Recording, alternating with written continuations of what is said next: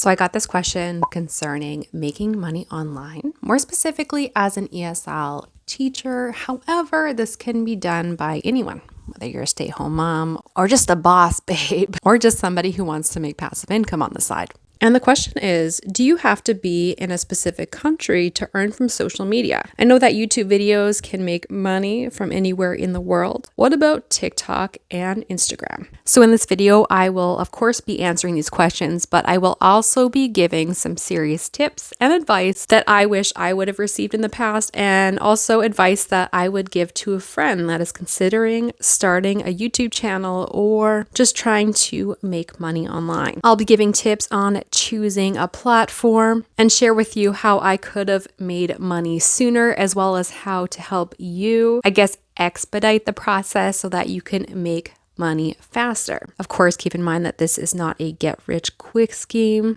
or plan. This is a marathon and not a sprint. And I'll finish off with some extra tips. So, can you make money wherever you are in the world? I would say it depends on where you live and where you want to make money from. As this person mentioned, pretty much anywhere in the world you can make money from YouTube videos. So it really depends on where you're making money. If you are going to become a YouTube creator, you can see all the countries where you can make money. If you are wanting to make money, I don't know, maybe on Facebook, you can check out Facebook and see where they pay creators. I'd like to think that no matter where you are in the world, you can make money on different platforms. But something else to consider is that I know of people in different countries, I think it's Ukraine, where they aren't allowed to make money through PayPal. So for example, you might be eligible to make money in different places, or brands or companies that you'd like to partner with pay you through PayPal, then it's kind of something that your country doesn't really allow. That was kind of a loaded answer, but in a nutshell, I don't really think this should limit you, and I think you can pretty much make money wherever you are in the world. So the first thing people think about when making money online as a content creator, or I'm going to say influencer, because that's what people outside of the creator economy call some people who make videos on YouTube, influencers. So when you're choosing a platform, there are some things that I think it's really important to consider. First of all, I would say work on one primary platform, because you don't want to spread your energy all over, because honestly, it can be really difficult. However, what I would say is to repurpose your content. So for example, if you're going to make a TikTok, put the TikTok on Facebook as a Facebook reel on a Facebook page, not your personal Facebook. And repurpose it also by putting it on Instagram as a short, Facebook as a short, and what other platforms that you can put it on that you feel like you could be active on. This helps you to maximize your effort and your time. So you make one piece of content, put it everywhere, but then focus mainly on building around one platform. So which platform should you be focusing on? So here are some of the questions you should ask yourself when you're deciding which platform would be most effective and advantageous for you. 1, who's your audience? Do you have a younger audience, older audience, an audience that is in a certain country? They might be hanging out in a specific place online. So that being said, you may want to choose a platform where you know they will be hanging out and where they will be able to come across your content and your videos. A big one that I overlooked for a long time and wasted a lot of energy with would be, how long does your content really live for on that platform? And I know that content generally doesn't disappear unless you're doing a story on Instagram, but what I mean is the shelf life. So for example, when I was investing a lot of time in building on Instagram, I did this in one of my niches, and I didn't realize that, okay, I'm putting a lot of time and effort into making a video or a post, but within 24, 48 hours, the shelf life's kind of dead, and people probably won't find that post. And if they do, it's very little. Whereas if you choose a platform like YouTube, it could be searched for many, many, many years. And I've heard this being referred to as a content treadmill. So do you want to be posting and creating videos on a platform where you make it and then it's almost like you never did? You make it and then it's like you're running nowhere. I feel like this is really what Instagram is like. I feel like this is really what Facebook is often like. I just don't see the motivation to be putting all that effort into making content specifically for that platform. Whereas YouTube, like I mentioned, it is evergreen. People can search up your content.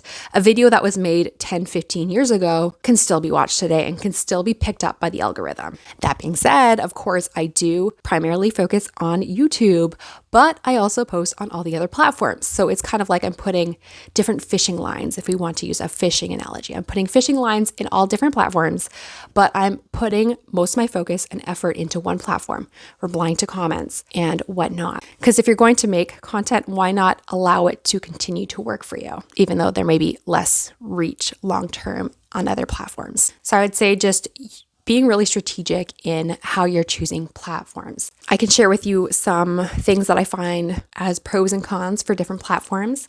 So Instagram, there's not a lot of reach. The shelf life of your content dies fairly quickly, I think within the first 24 to 48 hours. But it's a great place to, I guess, connect and touch base with your audience if you have stories. So it helps you to stay top of mind if your followers see you every day or every few days in stories.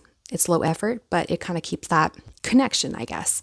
I personally don't waste my time on Instagram. It's not really a current priority, but some people will use Instagram for that. TikTok, higher reach. I feel like it's getting a lot lower than it was before, but I originally started TikTok because I thought, wow, I can get a lot of reach on this by just making a quick short or a quick TikTok, putting it out there. And I have some that have almost 1 million views, which is something that I would have never thought of being able to get, especially on other platforms. YouTube, I feel like if you want to go in for the long game, if you want to build a business, if you want to be able to be found later and constantly make a funnel for clients or attracting different customers or students or whatever, YouTube, I think, is something that every creator should have. Keep in mind that, at least in my experience, I feel like it is more of a slow growth.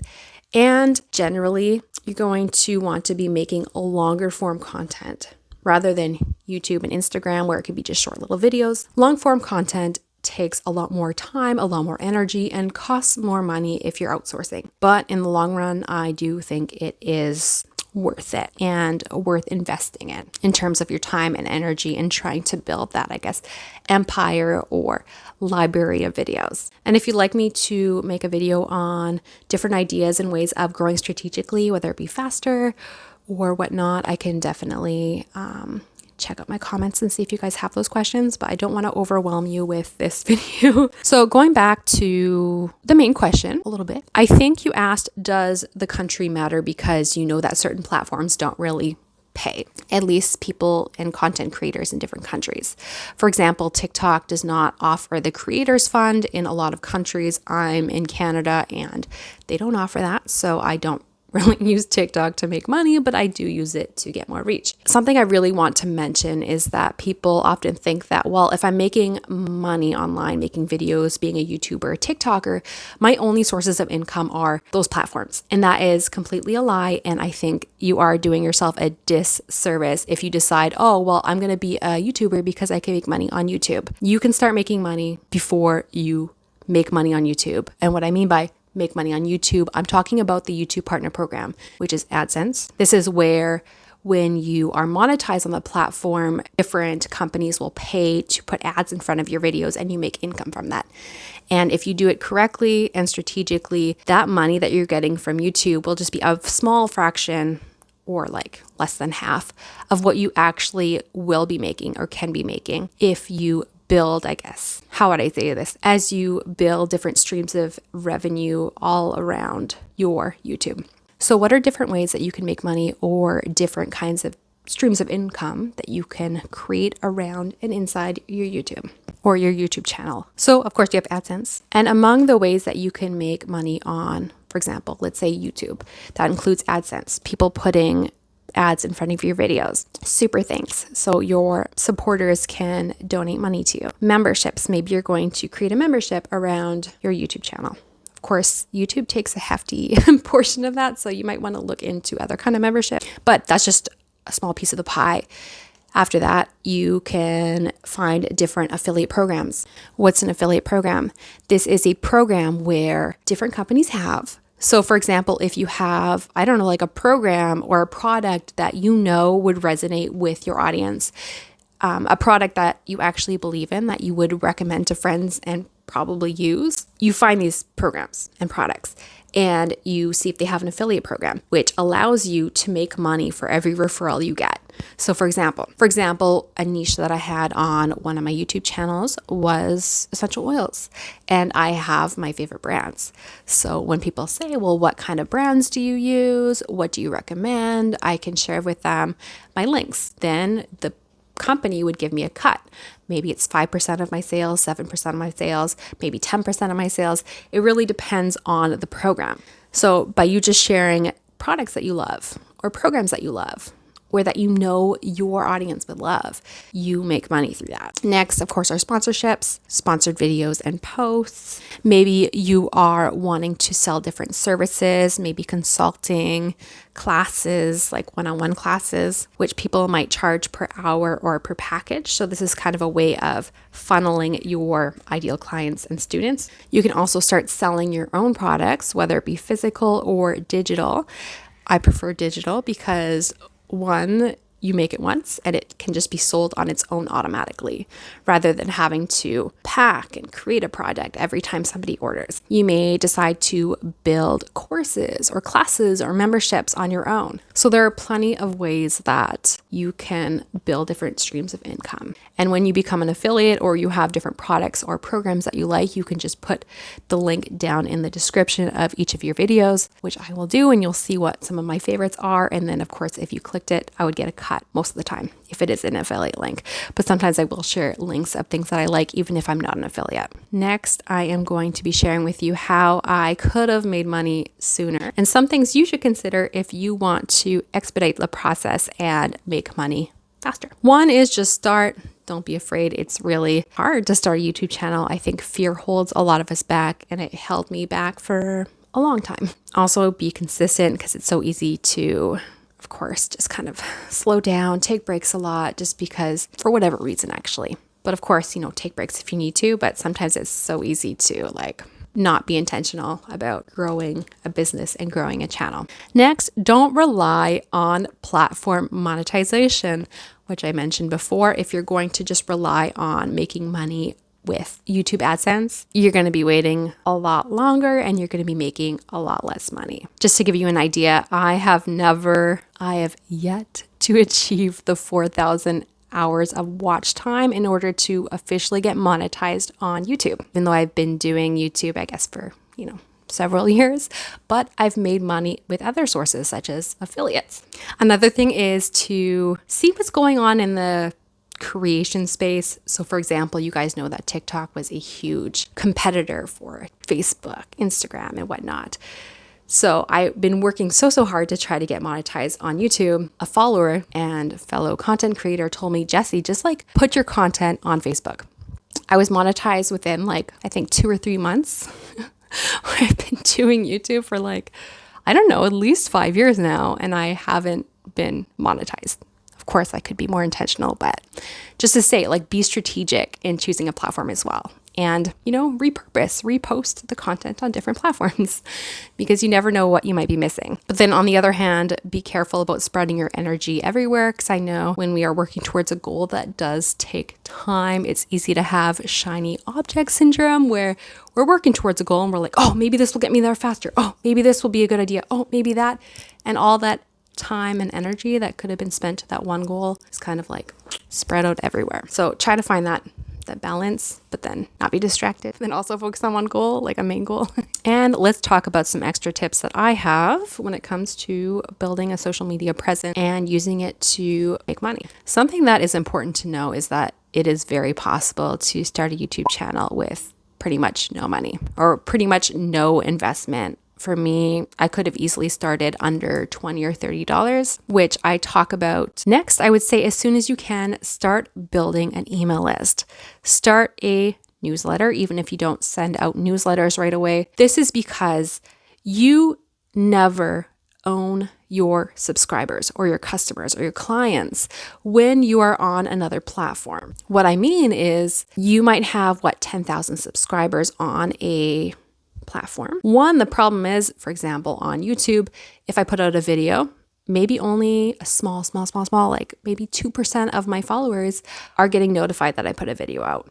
Whereas if I have an email list, I know that once I send an email, everyone's going to get it. Also, if one day YouTube decides to just shut down or they get shut down, I lose all those people, 10,000 people that I could have continued to have contact with. And with what's going on in today's world, TikTok, which is a place where I have about 110,000 followers, which is over half of my followers, I might lose them all if and when Canada decides to ban TikTok, because I hear that the US is going to do that, or it's going to be banned sometime soon, and usually Canada follows suit. So start collecting emails even if you don't send out emails. For me, I use ConvertKit, and ConvertKit is a company and a platform that I have chosen to partner with as an affiliate. So if you are interested in looking for a newsletter software, feel free to use my link down below if I have helped you choose ConvertKit. And also, if you are an ESL coach or teacher, I'd love to know if you do have a newsletter and if you have started one on ConvertKit, because you can recommend different creators, and I'd love to see who else is in my niche and my current ESL space. Also, I just found a platform on editing videos. So editing videos is something that takes a long time. At least I find it takes a long time. And I just recently found this IA program where I film a video, stop filming it, put it into the system. Within seconds, it cuts it off and gets rid of the empty spaces. And it saves me hours and hours and hours of editing time. So time is money, and it takes a lot of energy to edit. So if you are looking for a way to save time or even money, especially if you're going to outsource, because it saved me like hundreds of dollars in editing when I have outsourced. Actually, I would say thousands, which is kind of embarrassing that I spent so much on editing when there's actually programs that can help. So if you are interested, I also am an affiliate with them. Of course, the program is not perfect, but it saves me hours and hours of time. And I'm still learning how to do it to get the exact result that I want, but it still is like amazing. And I have other tips and pieces of advice, but I don't have a lot of recording time left on my phone. So if you're wanting to start a YouTube channel and you want to know what are some like essential things to buy on a budget, feel free to check out this video here because I've already talked about it and I think you're gonna love it. Anyways, take care and bye.